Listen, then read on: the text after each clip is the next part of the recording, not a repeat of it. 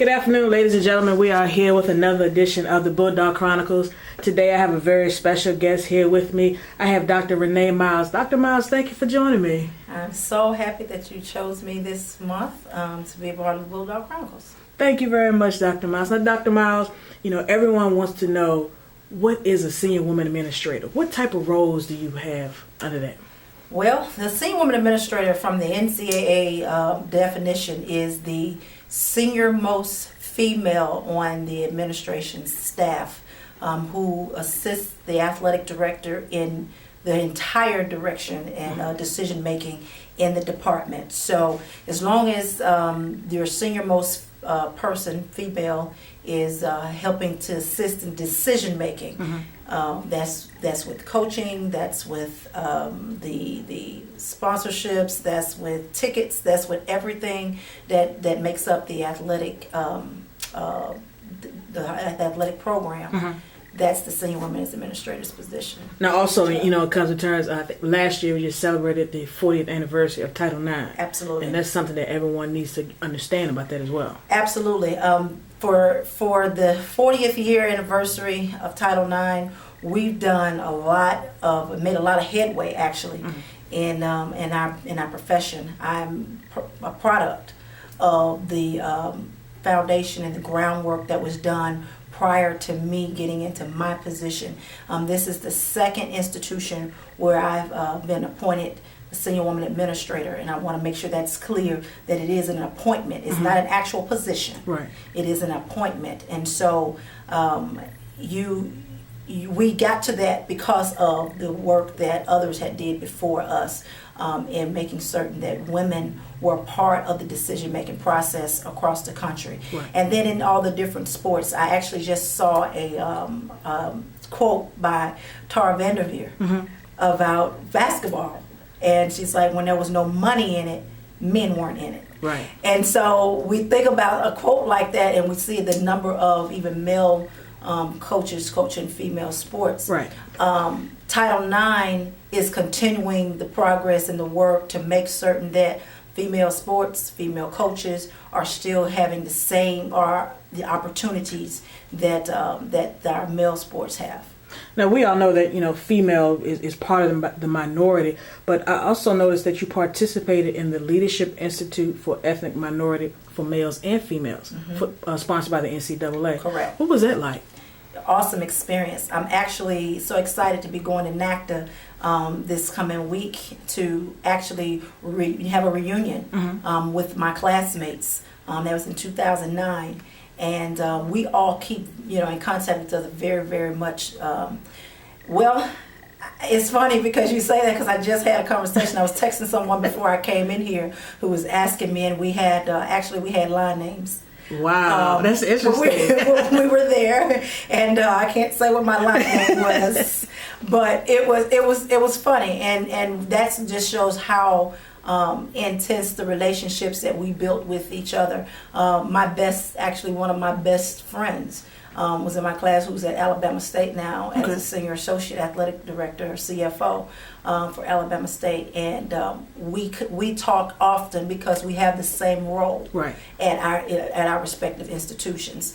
And so the experience was awesome. You got to meet very distinguished speakers, distinguished faculty, and people within the NCAA structure who just opened their arms to us as administrators that were coming up the ranks. And so I definitely, tell people, definitely apply for that program.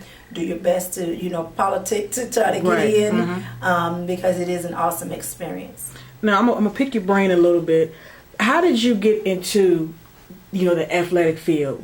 Growing up, did you think about getting into sports or anything like that? Yeah. I know you've been, in the athletic business for 15 years at different schools. Yeah. How did you get into that? Almost 17. So, okay. Yeah, almost 17. But I started out, I ran track, of course, and so sports has always been a part of my life. It was not the first profession, though, that I thought about. I actually had an academic advisor at the University of Southern Mississippi who stayed on me nonstop about do this, do that, are you going to class? Are you doing all that? And I was, but I probably wasn't doing it to the level that I probably should have. So to all of you out there, it's not how you start, it's how you finish. Right, exactly. but I didn't think of it in terms of that, that far off being a real profession. When I finished college, I had the opportunity to go to Texas Southern University for law school. Okay. And I went to visit one day to the school, and I was just like, this is not it. Lo and behold, I'm driving back to Mississippi. My father, who's a pastor in Mississippi, one of his deacons was the athletic director at Coahoma Community College. And in 1997, I became his administrative assistant to the athletic director. So I moved from that to where I am today. And that's a big step. Absolutely. I've never worked in any other profession. I don't want to. This is what I do. This is what I love. This is a career. It's not a job. And so I just continued to build my resume and build my skill set around different things, different areas. People don't know. There are 13 different areas to work in college athletics. Exactly right. 13 different areas. So when you think about that, there are numerous jobs that are around athletics and college sports. So I actually thought I was going to go into the professional side, actually. So I did tickets with the Rams, I did marketing with the Atlanta Hawks, I was with the WBCA, and then I was like, okay, it looks like this is going to be tough for me to move forward a little, and I want to go a little faster. I'm always on another track. I mean, I guess fast, running, all of that. It all comes together and everything. And so I did, and I got an opportunity to go to UConn and be with one of the most storied programs on both sides of basketball, men's and women's. And I actually was working with the up-and-coming football team. And Randy Edsel was the head coach at that time, and he's at Maryland now. And I remember sitting in football meetings, at 23 years old, just trying to glean, learn everything I could. And took that experience from UConn and then went to Pitt. So every aspect of my career has taken me to another level, more responsibility, and I've enjoyed every step. So I got from being an administrative assistant at a junior college for an AD to being the number 2 to an AD at Alabama A&M University. Now we still have the future. Will you be the number 1? Absolutely. That's my ultimate goal. I know I have things to learn, grow, do more, raise more money. Learn the politics of every institution is different, but definitely once you get in the game and understand the dynamics of how athletic department or institution works, you pretty much can take that to the next place and then develop what works there from what you've learned over the course of your own experiences. So I do plan to take that to the next level. Don't know when, have no thoughts about that right now. I'm enjoying what we're doing here and trying to build here at Alabama A&M.